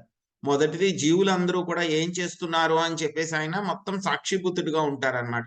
ఆయన ఏం మాట్లాడరు అనమాట. జీవుడు ఏం చేస్తున్నా సరే ఏమి మాట్లాడరు, ఆయన సైలెంట్ గా ఉంటారన్నమాట. ఒకటి ఏం చేస్తారైనా సాక్షిభూతుడి కింద ఉంటారు. సో రెండో పని ఏం చేస్తారైనా, ఆయన జీవుడు ఏం కావాలని కోరుకుంటున్నాడో ఆయన పర్మిషన్ ఇస్తేనే జీవుడు అది చేయగలడు. ఆ విషయాన్ని మనం భగవద్గీతలో కూడా నేర్చుకున్నాం అనమాట. ఏ పని అయినా సరే జరగాలంటే కనుక మొత్తం 5 రకాలైనటువంటి ప్రేరణలు కావాలన్నమాట. సో అందులో ఏంటంటే కనుక అన్నిటికంటే ముఖ్యమైనటువంటిది చివరిగా జరిగేటువంటిది పరమాత్మ శాంక్షన్ అన్నమాట. ఆయన శాంక్షన్ లేకుండా జీవుడు ఏ పని కూడా చేయలేడు అనమాట. సో కానీ ఎవరైతే కనుక శుద్ధ భక్తులు ఎవరైతే ఉంటారో వాళ్ళకి ఏమవుతుంది, మెల్లమెల్లగా ముందుగా శ్రీకృష్ణ భగవానుడు పరమాత్మ కింద ఉంటారు ఆయన. సో ఆయన ఏం చేస్తారు, బయట గురువు గారి చేత ఆయన డైరెక్షన్స్ ఇప్పిస్తారనమాట. స్టార్టింగ్ లో ఎవరైతే కనుక ఈ యొక్క కృష్ణ భక్తి భావన ఆయన చేస్తున్నారో, కృష్ణ చైతన్య మార్గాన్ని అనుసరిస్తున్నారో, ముందుగా ఆయనకి డైరెక్షన్స్ ఎక్కడి నుంచి వస్తాయి, బయట ఉన్నటువంటి గురువు దగ్గర నుంచి వస్తాయి. గురువుకి ఎక్కడి దగ్గర నుంచి వస్తాయి, శ్రీకృష్ణ భగవానుడి దగ్గర నుంచి గురువు దగ్గరికి వస్తాయి అన్నమాట. గురువు ద్వారా మనకి డైరెక్షన్స్ వస్తాయి అన్నమాట.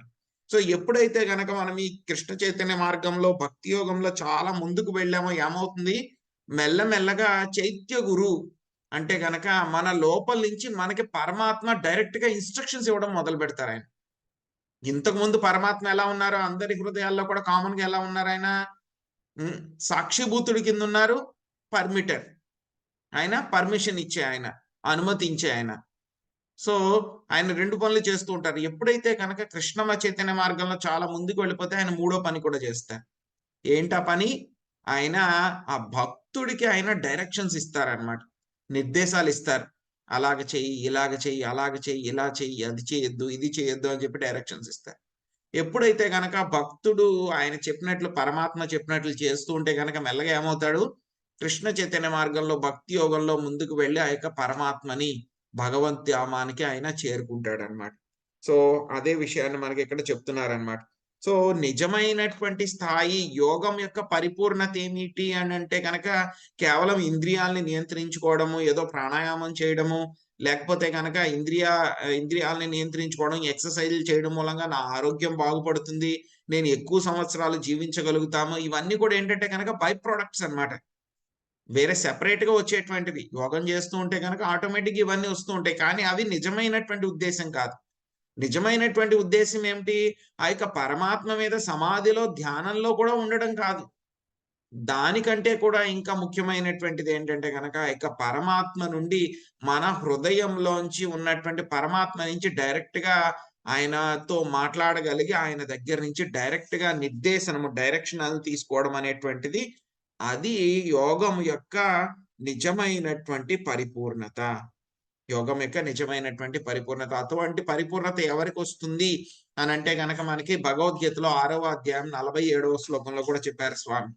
యోగి నామపి సర్వేషాం మద్గతేనాంతరాత్మనా శ్రద్ధావాన్ భజతే యో మాం అని చెప్పి మొత్తం ఆ యొక్క శ్లోకంలో చెప్పారు. యోగులందరిలో కూడా పరమశ్రేష్ఠుడైనటువంటి వాడు, అత్యున్నతుడైనటువంటి వాడు భక్తి యోగి. ఎందుకు అత్యున్నతుడు అంటే కనుక అటువంటి భక్తి యోగి నాతోటి ఆ యొక్క డైరెక్ట్ గా సంపర్కము, కాంటాక్ట్ కలిగి ఉంటాడు అని చెప్పి మనకి చెప్పడం జరిగింది అనమాట. సో కాబట్టి మనకేం జరుగుతుంది, మన శరీరంలో ఏం జరుగుతుందో అది మాత్రమే మనకు తెలుస్తుంది. కానీ ఎప్పుడైతే కనుక పరమాత్మకి ఏం జరుగుతుంది, మొత్తం అందరి హృదయాల్లో కూడా ఏం జరుగుతుంది అని చెప్పి తెలుస్తుంది అనమాట. ఈ యొక్క మాయావాదులు చెప్పినట్లు ఐక్యమైపోవడం అది మన యొక్క అస్తిత్వాన్ని భగవంతుడి యొక్క బ్రహ్మజ్యోతిలో కలపడం అనేటువంటిది నిజమైనటువంటి ఐక్యం కాదనమాట. కానీ ఏమిటి, మన యొక్క ఆ యొక్క చైతన్యం ఏదైతే కనుక ఇప్పుడు మనకి పరమాత్మ మన యొక్క హృదయంలో కూర్చుంటున్నారు, ఆయన డైరెక్షన్ ఇస్తున్నారు. ఎప్పుడు బాగా భక్తి చేసి ఉన్నతమైనటువంటి స్థాయికి వెళ్తే అప్పుడు ఆయన ఏదైతే కనుక లోపల నుంచి చెప్తున్నారో ఈ జీవుడు ఏం చేస్తున్నాడు, బయట అదే పని చేస్తున్నాడు.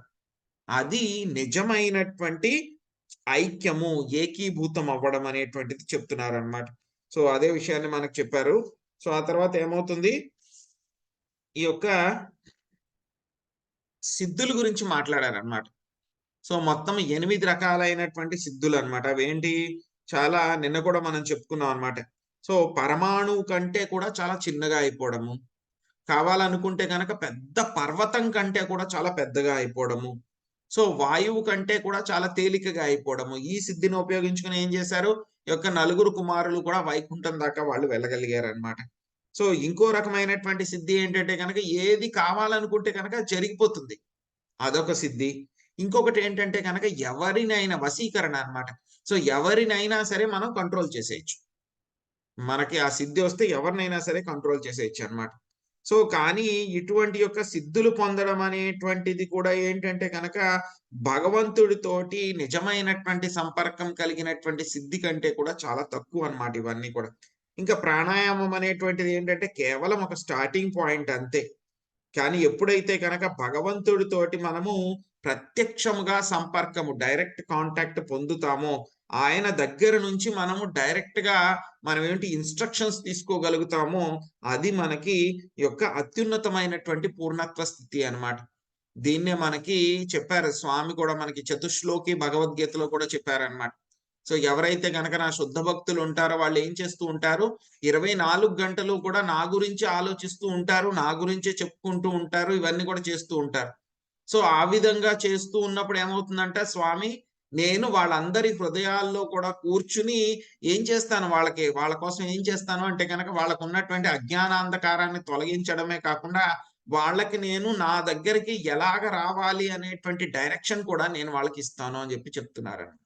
సో ఆయన ఇచ్చేటువంటి డైరెక్షనే ఆ విధమైనటువంటి డైరెక్షన్. ఆయన దగ్గర నుంచి డైరెక్ట్ గా మనము ఇన్స్ట్రక్షన్ తీసుకోగలిగితే, చైత్య గురు ఆయన దగ్గర నుంచి ఇన్స్ట్రక్షన్ తీసుకోగలిగినటువంటిది చాలా అత్యున్నతమైనటువంటి స్థాయి అన్నమాట. కానీ ఏంటంటే మనకి కలియుగంలో ఇంకా చాలా ఈ విధంగా యోగాభ్యాసం ఇవన్నీ కూడా చేయాలి అంటే కనుక చాలా మంది సిన్సియర్ గా ఉన్నా సరే వాళ్ళని మోసం చేసేటువంటి వాళ్ళు చాలా మంది ఉన్నారన్నమాట. సో కాబట్టి చైతన్య మహాప్రభు మనందరికీ కూడా చాలా చక్కగా ఈ యొక్క భగవద్గీత, శ్రీమద్ భాగవతము, అదే విధంగా వేదాంత సారము, రకరకాల పురాణాల్లో చెప్పబడినట్లు ఏం చేశారు, మనకి యొక్క కలియుగంలో మనం అందరం కూడా ఎటువంటి యోగాభ్యాసాలు పాటించలేము కాబట్టి మనం చాలా సింపుల్ గా ఈ యొక్క ఏం చేయాలి, మనం భగవంతుడి యొక్క నామాన్ని తీసుకుంటూ మనము వైకుంఠనాథుడి యొక్క పాద పద్మాలని చేరుకోవచ్చు అన్నమాట. సో శ్రీల ప్రభుపాదుల వారు ఒక్క సెంటెన్స్ లో చెప్తారనమాట, dancing back to Vaikuntha. So భగవంతుడి యొక్క నామాన్ని జపిస్తూ డాన్స్ చేస్తూ మనం వైకుంఠానికి వెళ్ళిపోవచ్చు అని చెప్పేసి శ్రీల ప్రభుపాదుల వారు చెప్తున్నారనమాట. సో ఇది మనం చేస్తూ ఉన్నప్పుడు ఏంటంటే కనుక మనకేమి సర్టిఫికేట్ చెయ్యక్కర్లేదు, ఎవరు కూడా చెప్పక్కర్లేదు నువ్వు భక్తిలో ముందుకు వెళ్తున్నావా లేదా, నీకు భక్తి బాగా జరుగుతుందా లేదా అని చెప్పి ఎవరు సర్టిఫై చేయక్కర్లేదు, మనం ఏమి ఎగ్జామ్ రాయక్కర్లేదు. సో ఏదో ఒక టెస్ట్ ఉంటే కనుక ఆ టెస్ట్ ఏం తీసుకోకల్లా, పరీక్ష ఏం రాయక్కర్లేదు. ఈ భక్తి మనం ముందుకు వెళ్తున్నామా లేదా అని మనకే తెలిసిపోతుంది. సో అందుకే మనకి చెప్పారు భగవద్గీత 9వ అధ్యాయంలో కూడా చెప్పారు, రాధ్య విద్యారాజగూహ్యం పవిత్రమిదముత్తమం ప్రత్యక్షావగమం ధర్మ్యం సుసుఖం కర్తుమవ్యయం. అందులో ఏం చెప్పారు, ఒక పదం వాడారనమాట, ప్రత్యక్షావగమం ధర్మ్యం.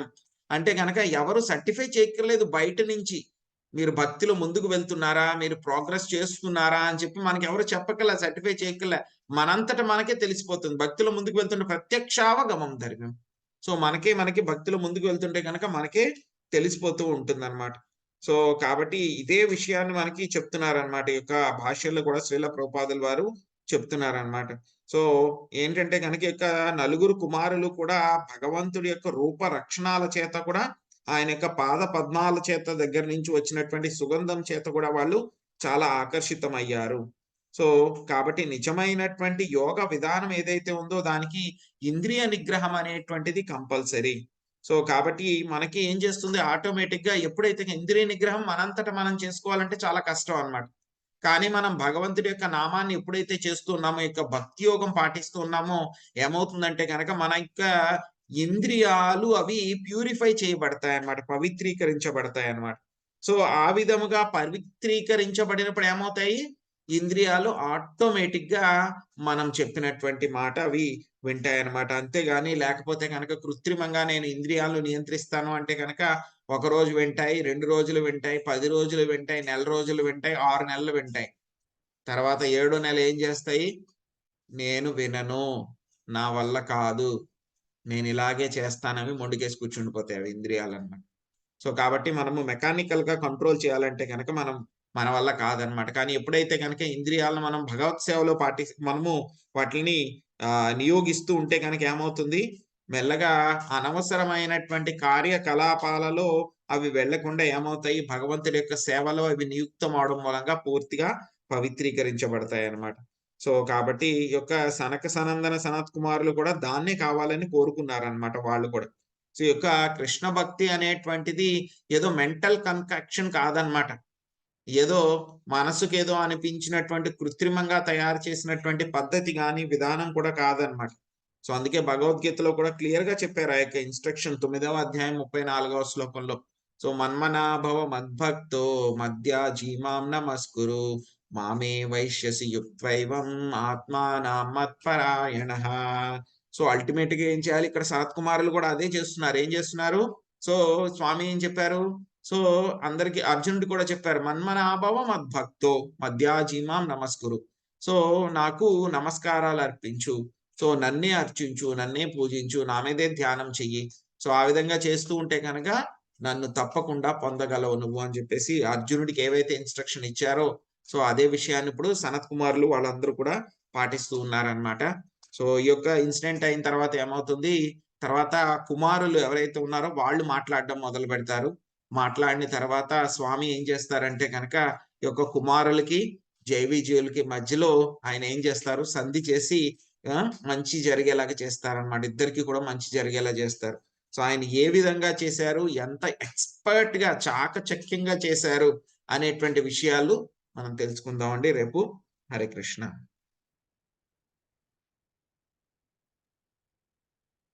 హరే కృష్ణ ప్రభుజీ, ధన్యవాద ప్రణామం. హరే కృష్ణ. హరే కృష్ణ ప్రభుజీ, దండవత్ ప్రణామం. ప్రభుజీ నాకు ప్రభుజీ చిన్న దండవత్ ప్రణామాలు. దండవత్ ప్రణామాలు. చెప్పండి మాతాజీ, ప్రశ్న ఏదో ఉంటుంది. ఏం లేదు, అది ఏంటంటే ఇప్పుడు అష్టాంగ యోగ పద్ధతి చాలా కఠినమైంది కదా. కృష్ణ చైతన్య ఉద్యమం అంటే ఏంటి? కృష్ణ చైతన్య ఉద్యమంలో మన ఇంద్రియాలని వాటంతట అవే కృష్ణ సేవలో వినియోగిస్తే ప్యూరిఫై అవుతాయి, కృష్ణ భక్తిలో వినియోగిస్తే అని అన్నారు. బానే ఉంది, అది ఉద్యమం కిందే వస్తుందా?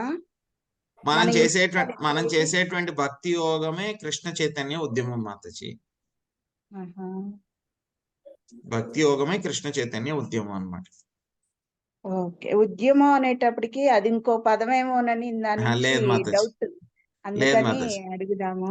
లేదు మాతాజీ, మనం చేసే భక్తే మొత్తం కృష్ణ చైతన్య ఉద్యమంలో ఏం చెప్పారు, ఆ భక్తి యోగాన్ని చేయమంటున్నారు అనమాట. సో అది ఎలా చెప్తున్నారు, అందరికి ఒక ఉద్యమం లాగా అందరికి కూడా చెప్పారనమాట. సో అందుకని దాన్ని భక్తి యోగమే, భక్తి యోగంలో మన కృష్ణ చైతన్య ఉద్యమంలో చెప్పేది ఏంటి, భక్తి యోగం చేయమని చెప్తారనమాట. సో రెండు సినానిమస్ వర్డ్స్ అన్నమాట. Okay Prabhuji, thank you. Hare Krishna. Hare Krishna. Hare Krishna Mataji. Hare Krishna. Bhagavad Gita second chapter మళ్ళీ ఈ రోజు విన్నట్టుగా ఉంది ప్రభుజీ. పరమాత్మ ఆత్మ కాన్సెప్ట్ మొత్తం చెప్పారు శ్రీల ప్రభుపాదుల వారు. అసలు ఈ భాష్యంలో మొత్తం భగవద్గీత ఎసెన్స్ అంతా కూడా చెప్పేశారు ప్రభుపాద్ గారు. మొత్తం 13వ అధ్యాయం కవర్ చేశారు, 18వ అధ్యాయం కవర్ చేశారు, 9వ అధ్యాయం కవర్ అయిపోయింది, 6వ అధ్యాయం కవర్ అయిపోయింది, మొత్తం అన్ని అధ్యాయులు కూడా కవర్ చేశారు ప్రభుపాద్ గారు ఒక్క పర్పట్లో. హరే కృష్ణ. హరే కృష్ణ.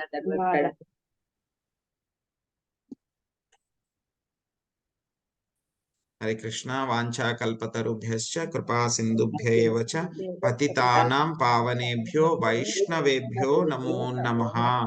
అనంత కోటి వైష్ణవ వృందకి, శ్రీల ప్రభుపాదికి, నారాయణుడికి, వైకుంఠ నారాయణుడికి, జయ విజయులకి, కుమారులకి హరే కృష్ణ. ధన్యవాదాలు కృష్ణ ప్రభుజీ. హరే కృష్ణ. ధన్యవాదాలు. Thank you Prabhuji. ధన్యవాదాలు. హరే కృష్ణ.